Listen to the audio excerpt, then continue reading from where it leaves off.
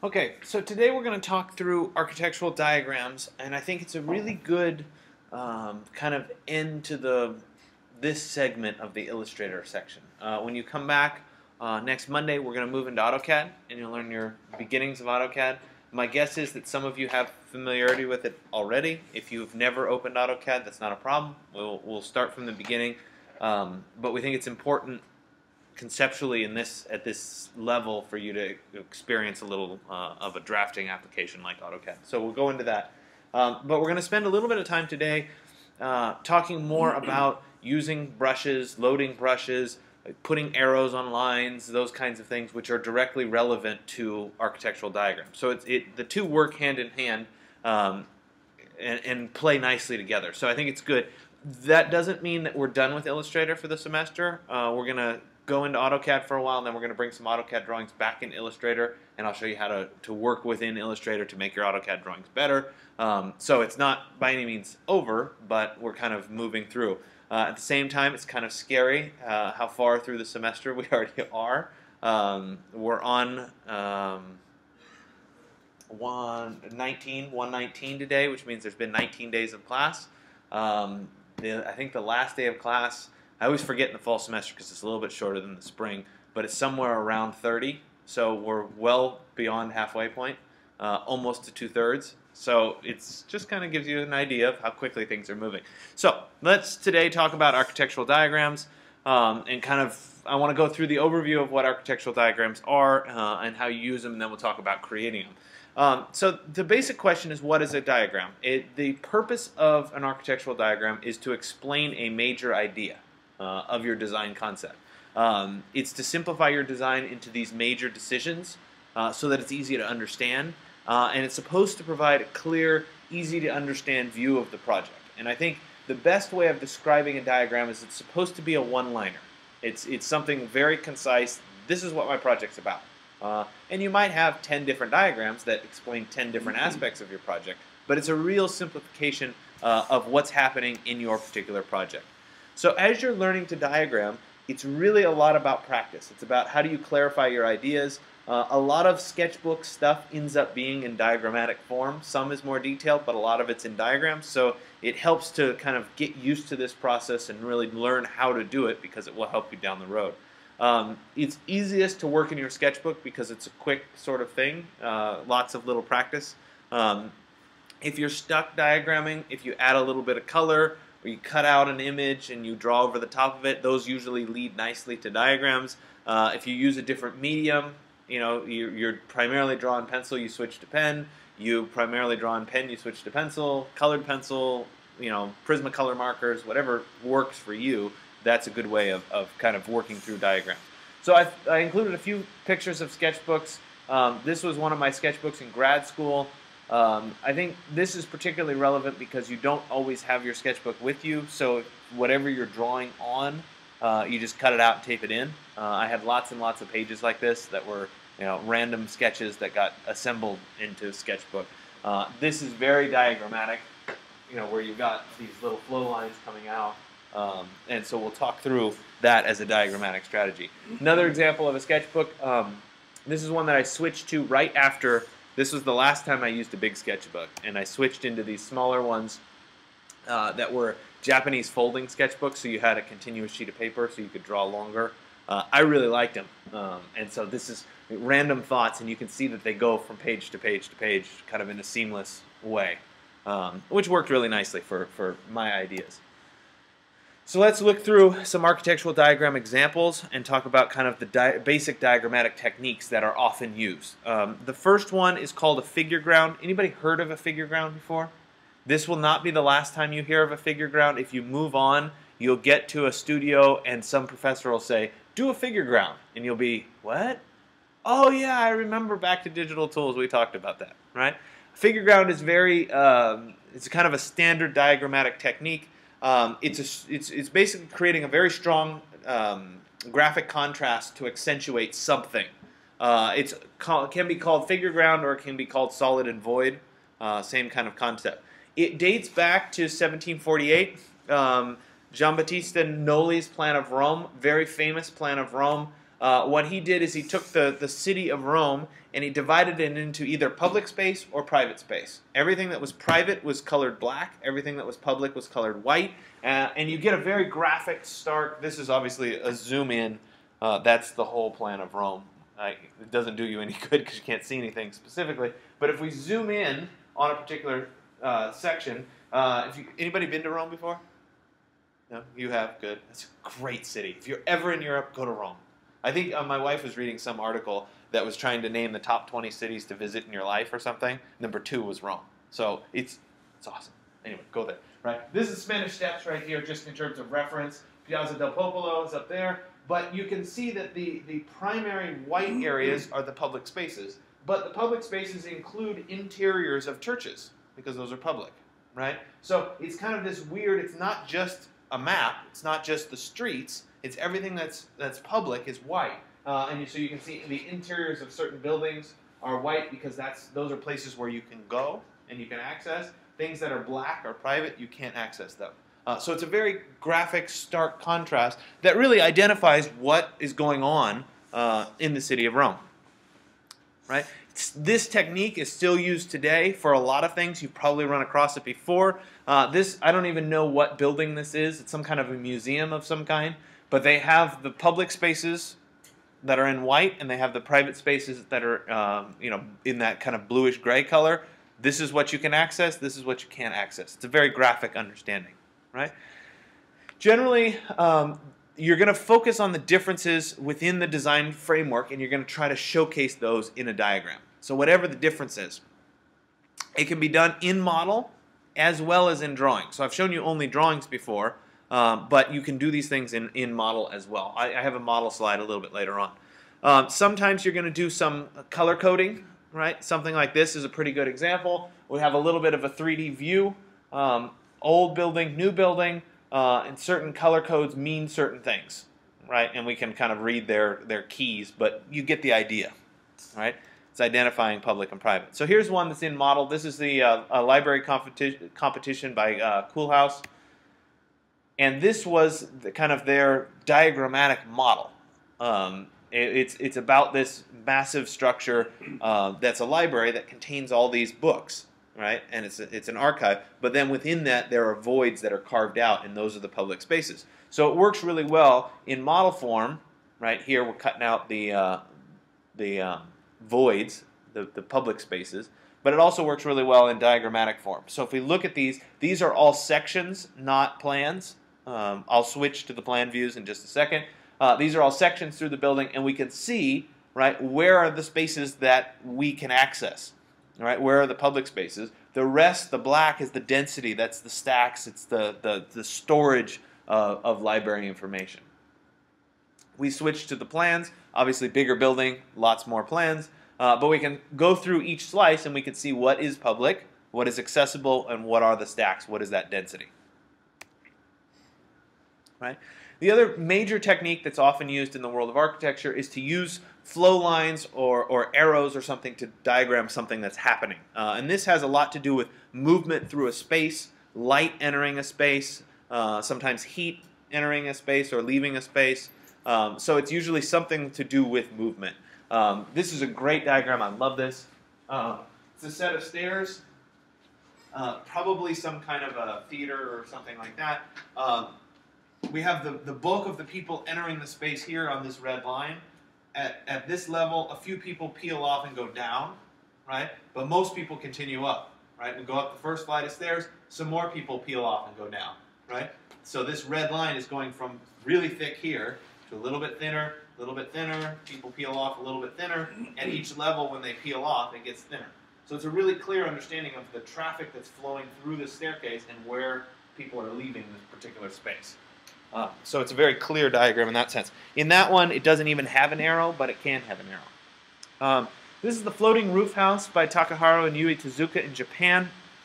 I think this is kind of the sketch that drove the whole house, but this is a nice example because you can see the sketch and then you can see the architectural drawings and then you can see a photograph of the actual built house. So this conceptually was what the house was about. It's on this slope, right? It was about having a floating roof, having the floor of the house, and allowing the hill to come through the house, right? So light and air coming right through the house. They get a little bit more technical in this drawing, so we still have the slope coming down. This is a really nice sectional perspective drawing that cuts through the house, kind of shows that floating condition, and then we move into the actual photograph of what the house looks like on the side of the hill, right? But the hill flows through the house because it's basically designed for this. If we move to the end of the house, the eaves extend way out and gives us that floating appearance. These, by the way, are lots and lots of doors that are on track, so you can't actually close the exterior of the house, but it's designed to be open as much of the year as possible. Right? We move to a different plan. This is the Sendai Mediatheque by Toyo Ito. You've probably seen photographs of this, but you probably haven't seen the diagrams of it. In this instance, right, the lettering is all in Japanese. I can't read it. I'm not fluent in Japanese at all. But at the same time, I have a real good understanding of what this building is just by the drawing. And I think this is a good example of a diagram. We've got a series of floor plates, and we have these mesh structures that go through these floor plates that connect the floors together. They probably provide structure. They probably provide light and air, those kinds of things. Same building, a bunch of the Noli Plan of Rome style figure ground studies of what's archive space versus what's public accessible space. So we're using the same strategy here. So you can see that this is something that repeats architecturally through a lot of diagramming. Right, here's a 3D view, kind of as this building's developed. We've got the floor plates, we've got the little tubes that go through the building, and we've got some kind of a skin that's applied on the building. So again, it's distilled down. There's not a lot of architectural detail happening here, it's just the big concept. Right? And we move a little bit forward. These are structural diagrams. Excuse me. These are structural diagrams that talk about how forces are applied to buildings, what happens, where certain size members need to be. Then we move to the actual photographs of the built building. These tubes are the primary structure. They're the primary circulation of the building. They're any building service, so plumbing, electrical, fire sprinklers, all that goes through these. You can see this particular one has a set of stairs running up through the inside. Elevators run up through. I think that one's an elevator core. This one looks like it's some kind of a plumbing stack going up through the middle of that core. And they also provide the primary structure for this particular building as well. So they are the columns. And so this is a pretty clear understanding of here's these floor plates and the tubes punch up through. Right? One of the interesting side notes has nothing to do with architectural diagramming about this building. The tubes are all covered in glass, right? They have a glass encasement, so to speak. But that glass, because of fireproofing standards and whatever, had to be able to withstand fire. So if there was a fire, say, on this floor of the building, and you've got all the people up here, they've got to be able to go through the exit stair that has clear glass on it, down, right, into the lower stairs. So they use a special type of glass. It's called intumescent glass. Again, totally not relevant, but interesting, so I'm going to tell you about it anyway. It has a special layer in between the two glass sandwich panels that will actually char when it's exposed to heat. And so that charring will cause it to basically resist fire. So you could walk down this particular staircase, put your hand on the wall, right, and not burn yourself if there was a burning fire on the other side. It's really cool technology. The technology is actually such that you could keep it clear while it happens, but in this particular building they chose not to keep it clear, so it'll frost when it starts to do that, so people don't panic and see the fire on the other side of the wall. So it's a very cool technique. If it's something that you're interested in looking at or seeing more of, there's some great YouTube videos of intumescent paint. It's just paint that has this stuff built into it, where they'll paint the side of a building and then they'll put a blowtorch on it and see how long it takes to ignite. It's very cool stuff. Anyway, total side note. Back to Rome. This is the Pantheon. Did you go to the Pantheon when you were in Rome? Yeah. Oh, best building in Rome. Awesome. Important thing to understand, this is the height of a person.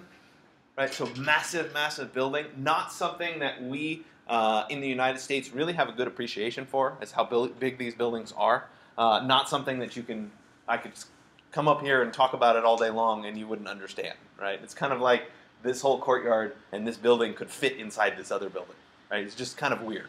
Anyway, This building is very much about the dome, very much about the structure. And this particular diagram illustrates it very, very well because we have the lower half of the arc coming down here. So we could fit a perfect circle inside this section.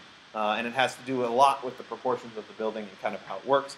I couldn't show you that without showing you a few pictures of the building itself, just to make sure I beat you over the head with this is a cool building. Not particularly attractive from the outside, kind of neat, kind of big, kind of old, you know, whatever. Inside, absolutely spectacular.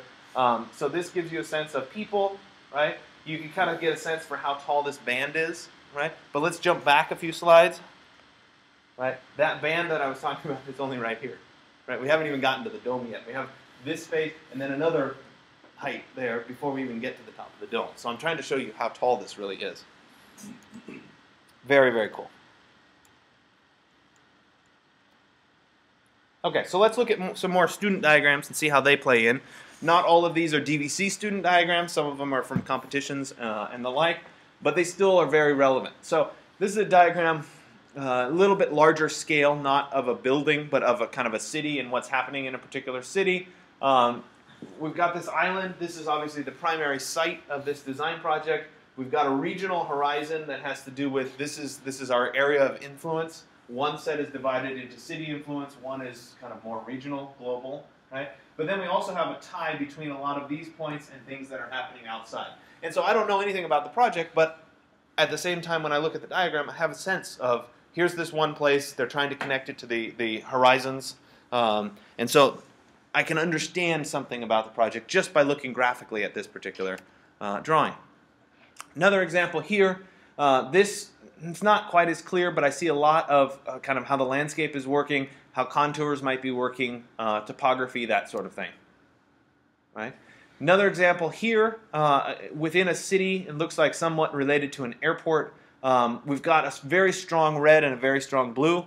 There's no key on this drawing, so I don't know for sure what it is, but it's still using the same strategy of a figure ground to kind of explain something. It looks like maybe there's some text up here, but it's too small for us to read. But I still get a sense that there is a major contrast happening here. And if I were able to see this, you know, printed out on the wall, and I could read the key, I could really quickly understand what's happening in the red and what's happening in the blue. Right?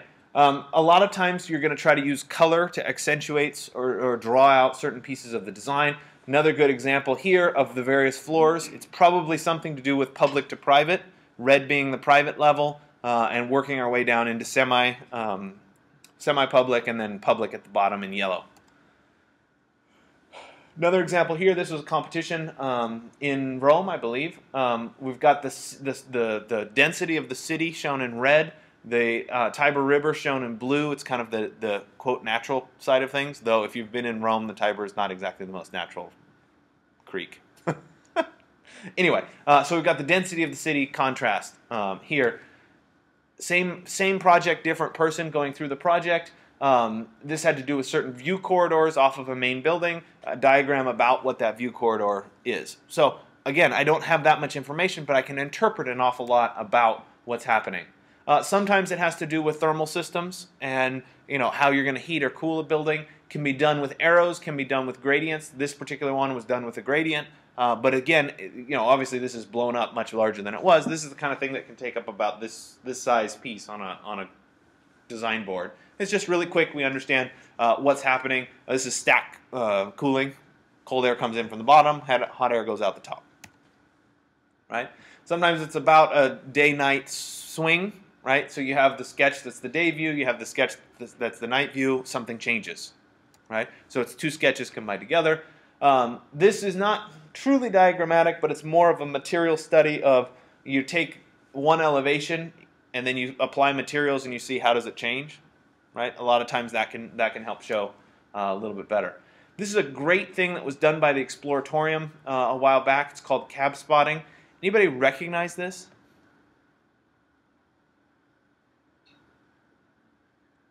It's abstract. It's something you all know. Something you've all visited. Probably recently. It's the city of San Francisco.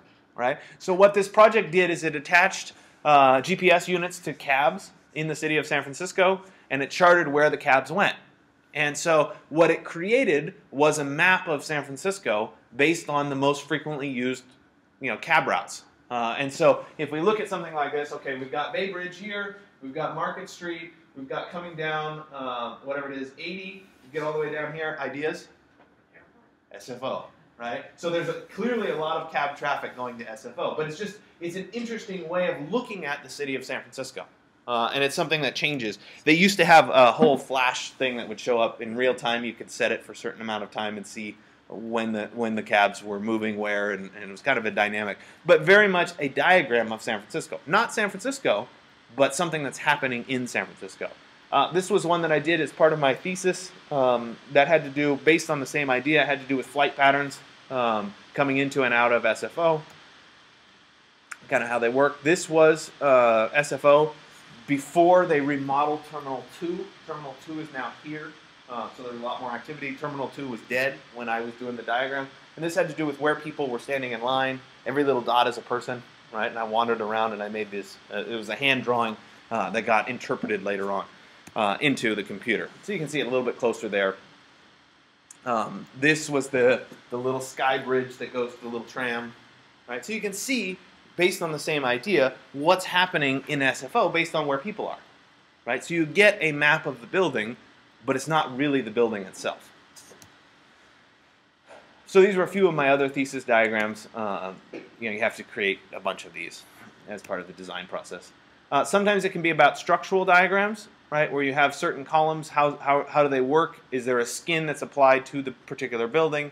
Those kinds of things as well. Sometimes it could be little sketches about view diagram. This was in grad school. We had to do this bathhouse project.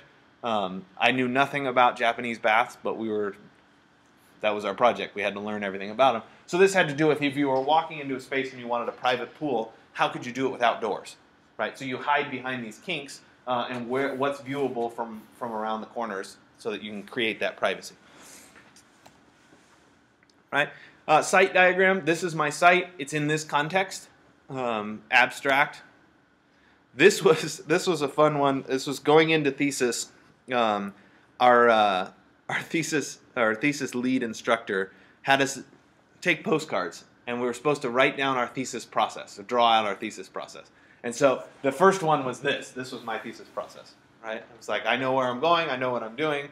Right? And then a couple weeks later, she said, okay, now I want you to do the same exercise again, and that's what my thesis became. So it's kind of a humorous way of looking at it, but it is still very diagrammatic of how I felt during that process. So a few more diagram examples. Some of these are a little bit over the top, but they certainly get ideas across. In this context, we have some kind of a theater or something covered with retail space and whatever, color-coded. You also have a bunch of arrows on it that kind of distill all the major ideas down. If I were doing this, I would want these separated out. So we'd have a series of these, some to do with the flow of people, some to do with what spaces are what. I think it's a little bit overpowering right now. Right? Another example here where you've got a central space that's sloped and ramped, and it's supposed to create views out to the surrounding city. That's colored in red, and then you've got the arrows diagramming that process. This was a structural diagram of a building that was shaped like a tube. Not the most exciting thing in the world. Sometimes you end up with exploded axonometrics that kind of pull apart the building so that you can see these are the various components that are going to go together to make that particular building. And in this case, they're all labeled. Right? This is a pretty good series of diagrams that identify what this building is. First one's about light. Next one's about views. Next one is about terraces. Then we continue on and we have this series. So it's the same outline of the building, but it's identifying different things in each. So we've got parking in the next one, the core spaces, what's commercial, what are offices, what are housing, right? What is hotel, right? And so we've got all these color-coded, and as a grouping of diagrams, it's very indicative of what's happening in this particular building, right?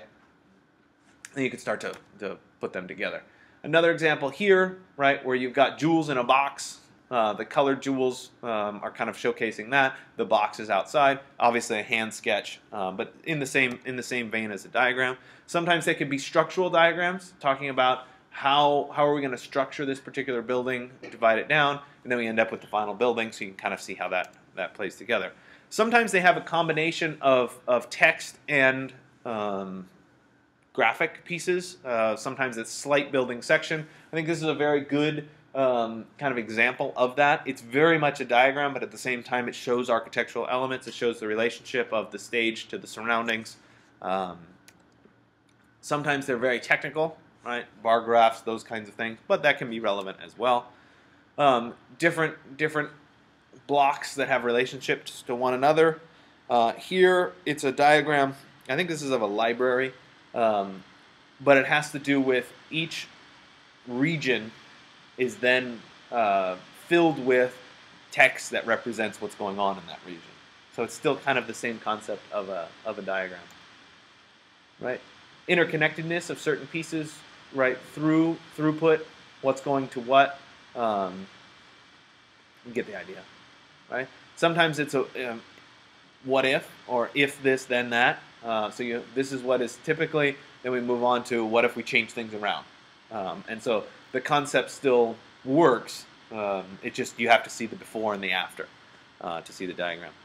A lot of times it's about repetition of building, right? So we have the building, but we're taking certain pieces out so we can see this is the built form. This is where the planting is going to be. This is the solar orientation, right? Here's our shading devices, right? So you just distill out certain pieces of the building, and that then showcases the building. This one, to me, is kind of a cool graphic, but at the same time, there's way too much going on to really understand it. So again, I would distill it down into several separate pieces. But you get a sense about sunlight, heating and cooling, rain collection. There's a lot of stuff going on in this particular building. Another map. I have no idea what that is, but I like the image. This is kind of fun. You've got city plans in various cities, and then they reorganize the spaces, right, into these charts of spaces, which is kind of fun, right? Skin going over the core of the building, right? So this is a little bit more rendered, but it's still very much in a diagrammatic form, right? We've got the skin exploded off the building. Obviously, that skin comes down and fits over the building itself, right? This is a great book of diagrams, The Endless City. It's full of these kinds of diagrams. They're just pages and pages of them that are really indicative of certain cities, and you can compare one city to another city. Very figure ground oriented, right? Okay, so those are our basic diagrams. Stop this. Okay, so we're going to go through some of the more advanced techniques in Illustrator to deal with arrows, flow lines, and that sort of thing. I'm going to ask you, actually I should pass this out right now, I'm going to ask you to diagram either an existing building, you can pick the building, or one of your own. So it depends on where you are in studio classes and that sort of thing as to whether you want to pick one of your own or you want to pick something different. But it's entirely up to you. Obviously, if you're going to pick a building, pick one that you're somewhat familiar with.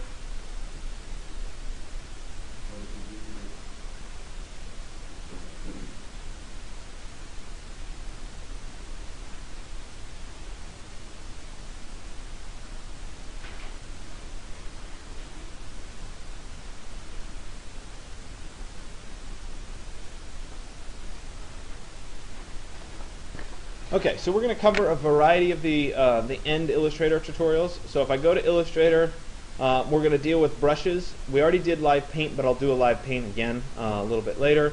We'll deal with the brushes so that you can explore that. Background texture, I'll probably talk about it a little bit, but we'll talk about it more a little bit later on once we start doing some AutoCAD work. So we bring the AutoCAD back in. So we're going to primarily talk about brushes and arrows and that sort of thing. So I'm going to create a new document. So I'll go to File, New. I do want it to be print, and I want it to be just a letter-sized piece of paper. That's fine. And I'll go ahead and say OK. And I end up with my letter-sized piece of paper. So let's say, for starters, that I wanted to create the diagram of that floating roof house. Okay, and I'm going to recreate it as we go in Illustrator. So the first thing that I would need to do is I'll use my pen tool, and I'm going to draw the section of this particular building. So we'll go through here.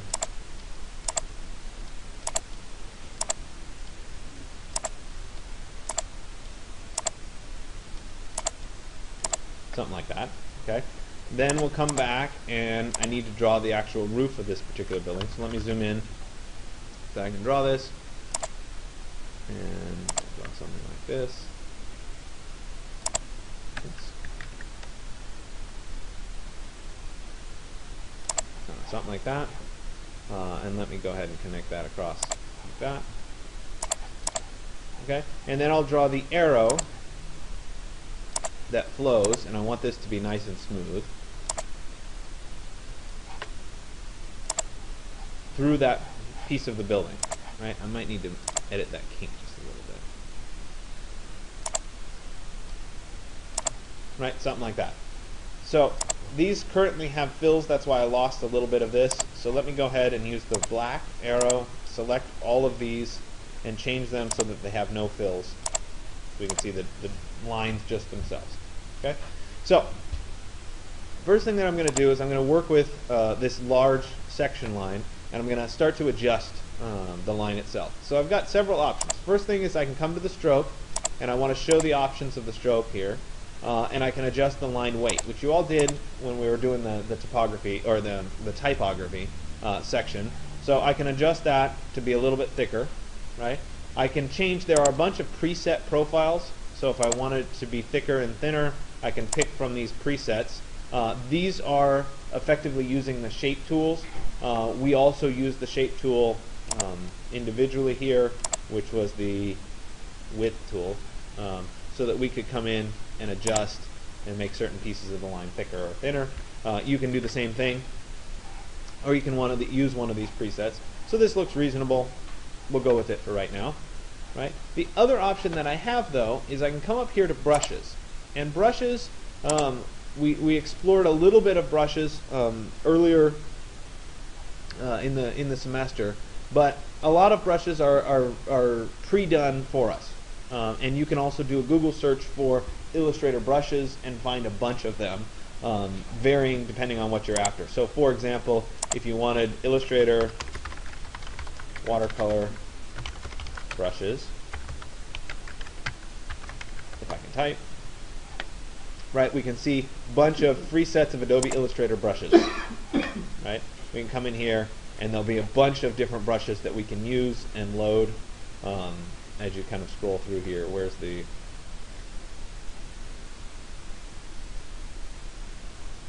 I don't know, we can, you know, the in abstract,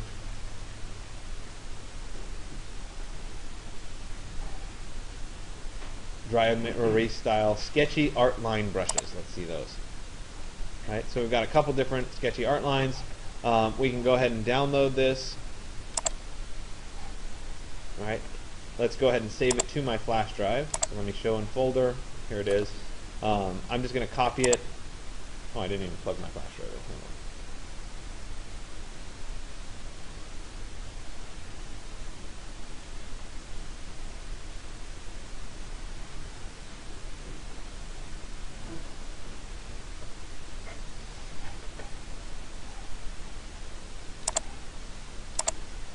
And I have a resources folder that I keep on my flash drive that has lots and lots of these sorts of things.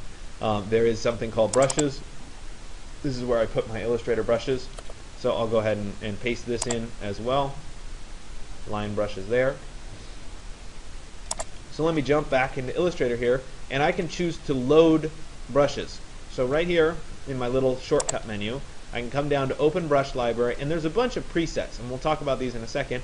Or I can click on Other Library and load that one that I just saved on my flash drive. So let me go to my resources, to my brushes, and it was this line brushes. Go ahead and say OK. And it will then open a separate little window here that contains each of those line brushes. And so with the line selected, I can click on one of the brushes and see what it looks like. Right, so there's the one that's a little bit sketchy. We can click on it, and I can pick a different one. Right, it's more of a pencil line. Click on it, and we can pick this one. A little bit different. That one's a little bit different. So each one's a little bit different. You can play around with it. If I don't like any of those, I can play around with the presets that are already in Illustrator. So if I go to Open Brush Library, let's go to Artistic. I'm going to go to Ink, and we'll load up some of the ink brushes. right?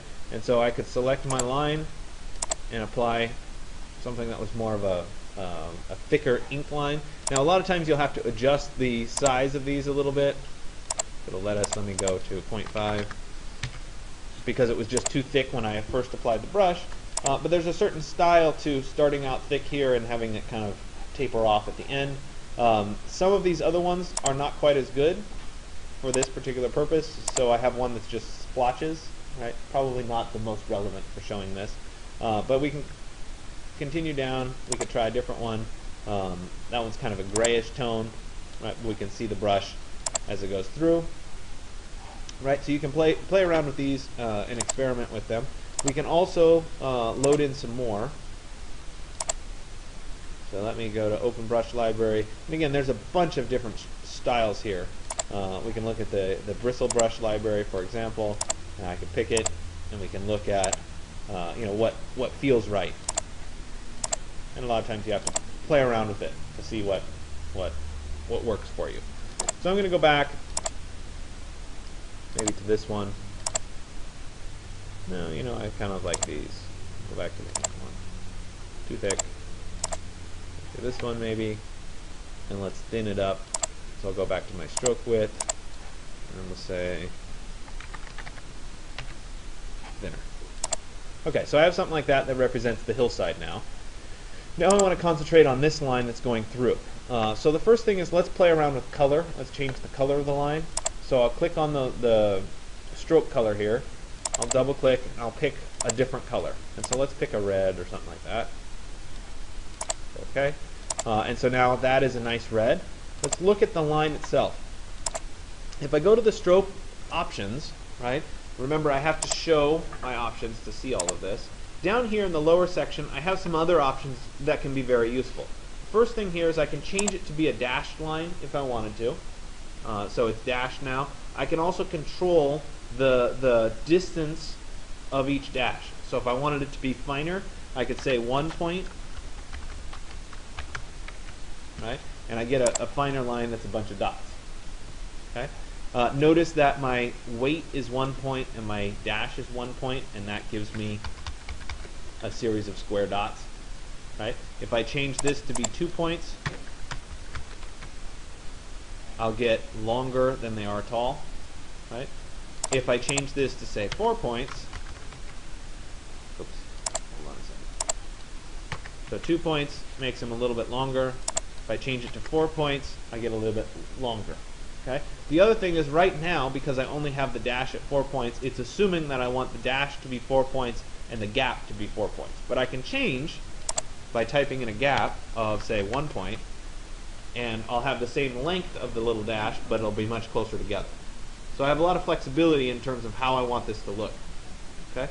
And so we'll leave it like that for right now. Directly below that, I have something called arrowheads. And this actually took me a long time to discover in Illustrator.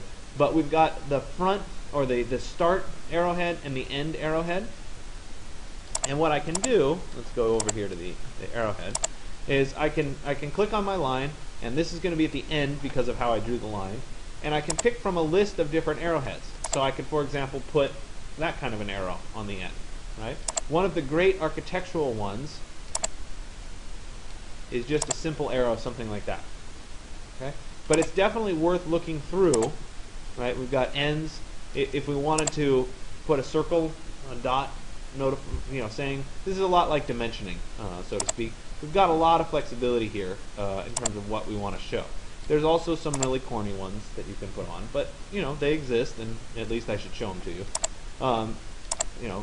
Whatever, you get the idea. They also have ends, like if you want it to be an arrow, you can use some of those. I don't necessarily recommend those. My favorite is just the very simple, plain, standard arrow. Right? Looks good, ends up being very clean, works very nicely, kind of in an architectural context. And I can show you a live example of what this looks like. There is a smaller one if you don't like that one, right? That tightens things up a little bit. But again, when you use this one and you adjust the size of the line, you adjust the weight down maybe to 0.5.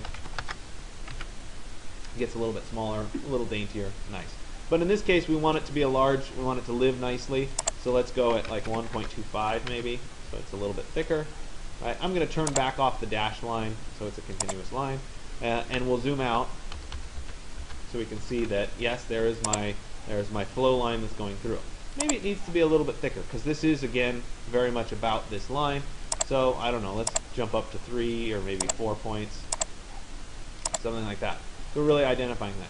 Sometimes you want this to be a little bit more transparent, so we can go to transparency here and we can adjust the opacity of the line, say to 80%. If you had something behind it that was existing, might be worth doing. The other thing is, now that this has an arrowhead applied, we can still work with our brushes. So I can bring up my brushes here. It's showing me all the ones that I've tried out in my drawing, but I can also come back and say show open brush library. Let me bring up those line brushes again. Here it is.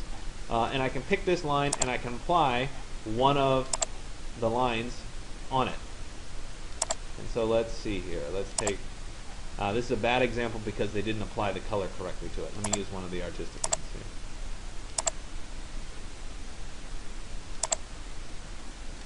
I'm going to load a different set.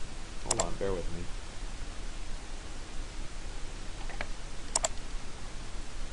I just opened the chalk, charcoal, and pencil lines, and we'll use one. This one is pretty good. They're all a little too fast. That one might work out okay. So we can stylize the line if we want and keep the arrowhead on the end. All right, so you've got some flexibility. Maybe the brush wasn't the right strategy, so maybe I'll end up undoing it and leaving it as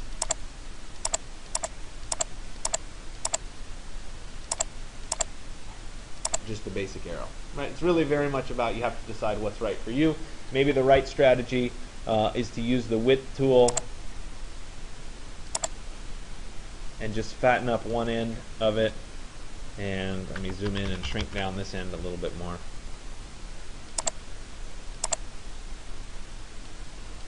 Make it a little bit daintier, right? So I end up something like that. Okay. I may also want to adjust this particular shape as well. So I could leave it as it is. I could choose to fill it in instead, right? Depending on what's the right look for your particular piece. I also have the option. Let me flip these back there. There we go. Obviously, I could change the outline to be any one of these and give it a little bit more style. It just depends on what you're actually looking for. Now, in terms of brushes, there are other options, and there are ways of creating brushes. Because of the plethora of pre-existing brushes that you can use, I would encourage you to use your Google searching abilities rather than trying to create brushes yourself. I used to spend a lot more time trying to show people how to create brushes, but there are so many great brushes out there. I don't think you should spend too much time doing it. You'd rather create the content than create the brush. So I'm not going to overly emphasize that. Though if it's something that you're interested in doing, there are a variety of tutorials on the Digital Tools site that will walk you through that. Let's see if I can go there. Here's Digital Tools. If we come to tutorials and we go to Illustrator, brushes, scatter brushes, and art brushes, those three explain how you actually make those. The only one that I'm going to do is I'll do a scatter brush because I think it can be really relevant, and sometimes you have to customize it to the place that you can't find one that does what you want it to do, I guess, so to speak.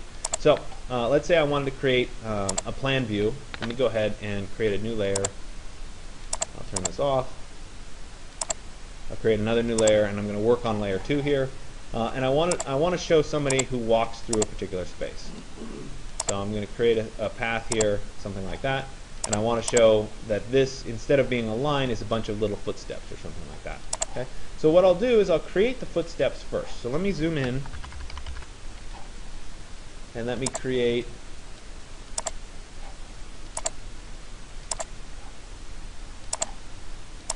quick little footstep here. A little bit more.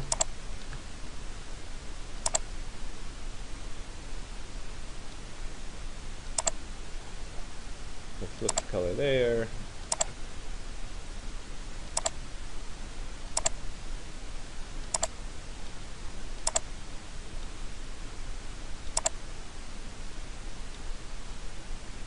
something like that. Okay.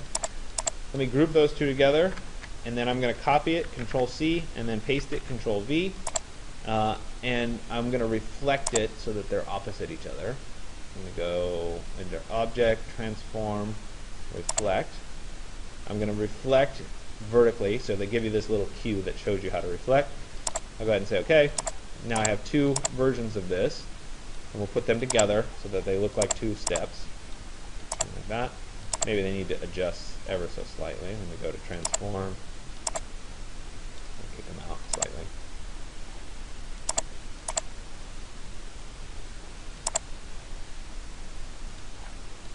Okay, so I have these two, right?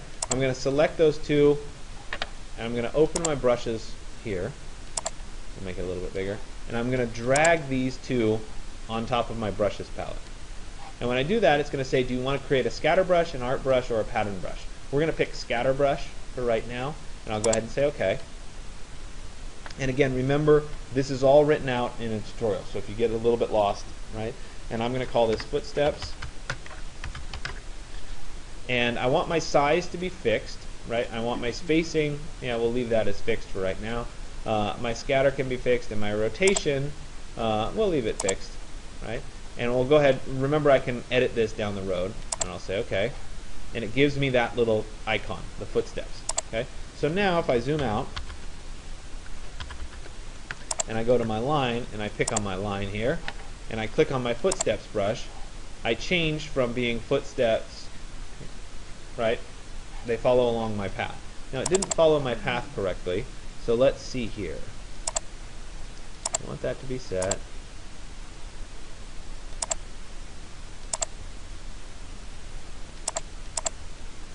Don't want to do position relative to path. There it is. And I'll say OK. We'll apply to the strokes. Okay, so it followed along, but it followed in the wrong direction, so we need to adjust that. And let me change my rotation to be at 90. There, and I'll say OK. Apply to strokes. Okay, it's going the wrong direction, so I need it to be 180. But you get the idea. Change this back to -90.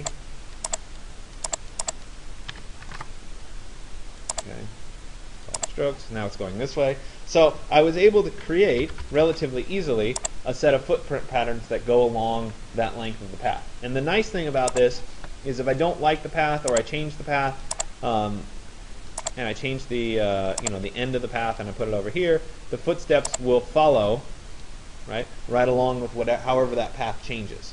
Right? And so you could very easily create a diagram where you had several people walking on top of each other through a particular space.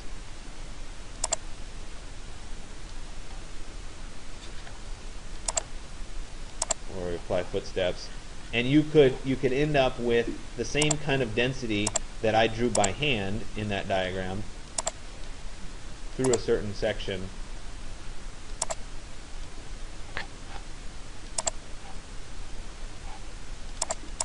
Right, where you end up having a certain density in a particular area, and it can show a lot about an architectural design. So, right, so let's say,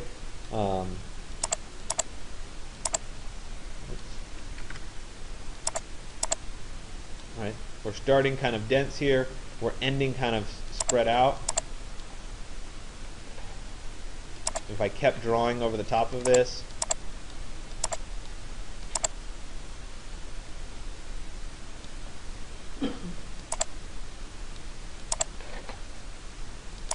right, we end up very quickly creating the density of that, right? And maybe it's such that we need a couple shapes to identify, two objects and how people pass through them, or whatever it is.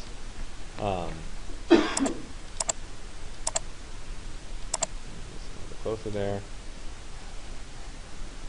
And let me change these objects a little bit, right, depending on size, and I'm playing around with these a little bit so you can see. Right? So I can very quickly create this kind of a diagram. Okay?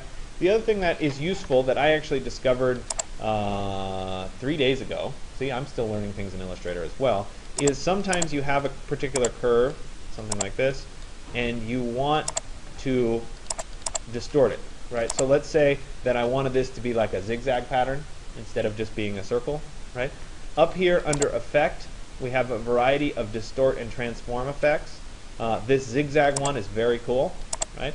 I can pick preview, right? And so I went from having the circular shape. Let me turn on preview here. Let's smooth it out, and I can choose how much of a zigzag I want. So that's just kind of a small little sketch. I could have it be very big, right? I can also choose to have more zigzags or fewer zigzags, depending on what I want. So it's a really nice way of creating kind of custom shapes that are based on your original shape, but not exact. These are great for like landscape objects, trees, those kinds of things if you're creating them. You can also, if I take like a circle, right, let's say I have a standard circle, but I don't want it to be the standard circle, I want it to have a kind of a more organic shape. I can go up to Effect, and I can go to Distort and Transform, and this time I'll pick Roughen. And this will, let's turn on preview here, right, it'll adjust the shape on the outside of the object. Right? I can choose it to be sharp, or I can choose it to be smooth, and I can choose how much I want it to get rough. Right? I can choose how much detail I want to have or not. So I could do something that's a little bit sharp, something like that, and I can create something that was once a circle but is now something that's distinctly not a circle. Right? So I'm just trying to show you a variety of these more advanced Illustrator techniques in terms of what's available out there when you're doing your diagramming. And so, you know, maybe I kind of like this as a tree, so maybe I use this as the center of my tree. Obviously it needs to be much, much smaller. Drop that in there.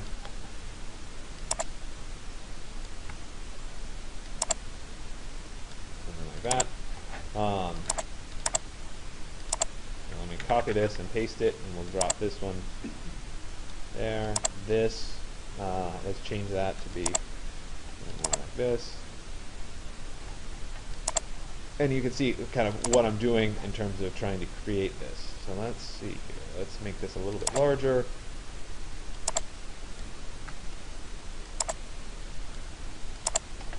Like that. This one probably should be a little bit larger.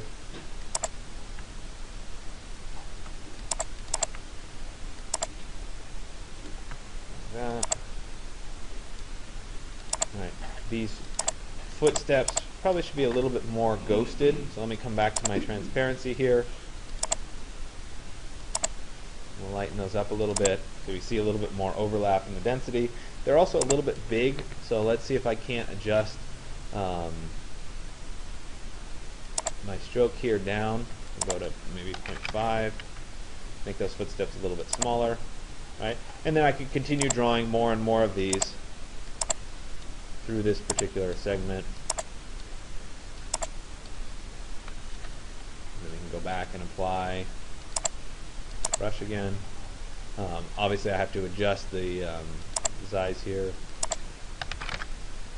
and the opacity as well. But you at least get the idea.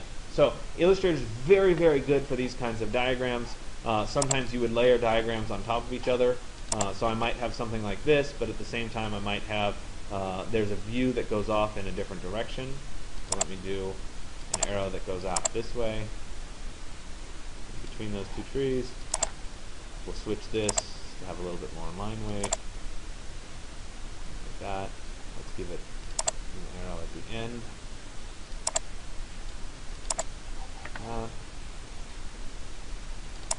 And so we have this kind of a diagram. Kind of makes sense? A little bit? So, the point today is to pick a building to diagram. I'm asking you to do one plan diagram and one section diagram. There are no right or wrong answers for how this turns out. A lot of times you'll want to place your drawing in your Illustrator file. So let me go ahead and go through that process a little bit. I'm just going to do a Google image search.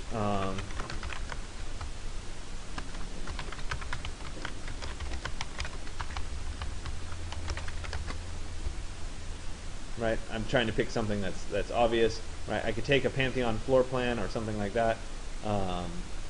Actually, let's do one of these cutaways a little bit.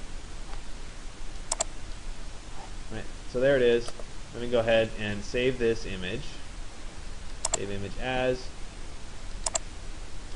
5. Today is 119.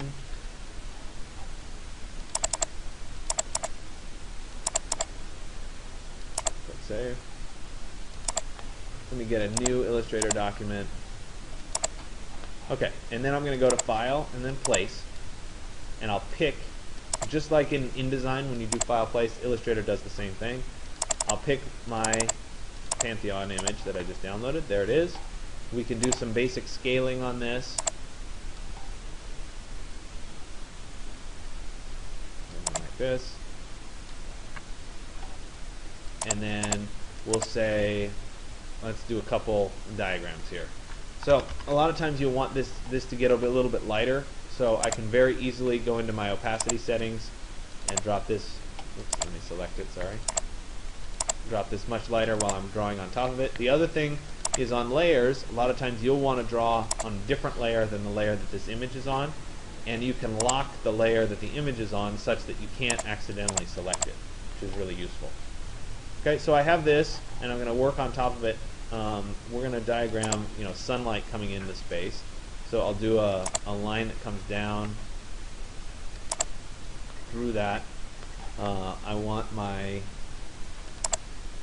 end to have an arrow on it.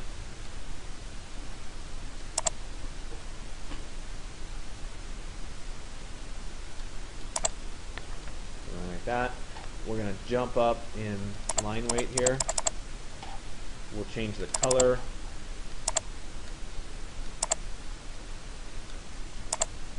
Be kind of a gold. Right? And then I probably need a little bit more background information about the building itself. So I would go ahead and I draw a little bit on top of this. So we can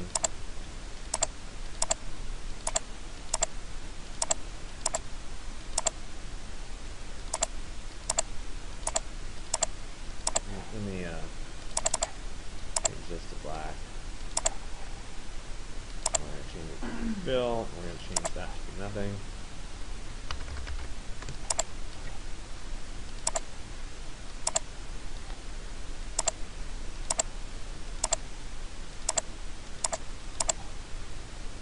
Actually, let's change it to an outline so that I can see what I'm drawing here. I'm going to skip the coffers for right now so that you don't have to sit here and watch me do this. Right, and then I'll maybe flip it. And with a little bit of articulation here, I can get kind of the gist of what's happening in this without using the drawing itself. And I could ultimately turn off the layer that had the image on it and have just the stark diagram. The other option that people a lot of times do, well, they'll take the image and at the very end they'll adjust that transparency down. Oh, I have to unlock the layer first. Hold on a second. Unlock. Let me adjust that transparency down to maybe 10%. So it's just barely there because we're concentrating on the diagram itself, if that makes sense. Okay, so that's the process of getting one of these drawings in. I'd like you to work with a plan and a section. Obviously, if you did an axonometric, that would work nicely for the section. Try to pick one of each.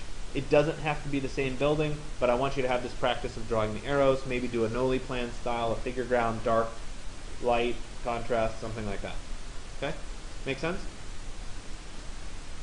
Good.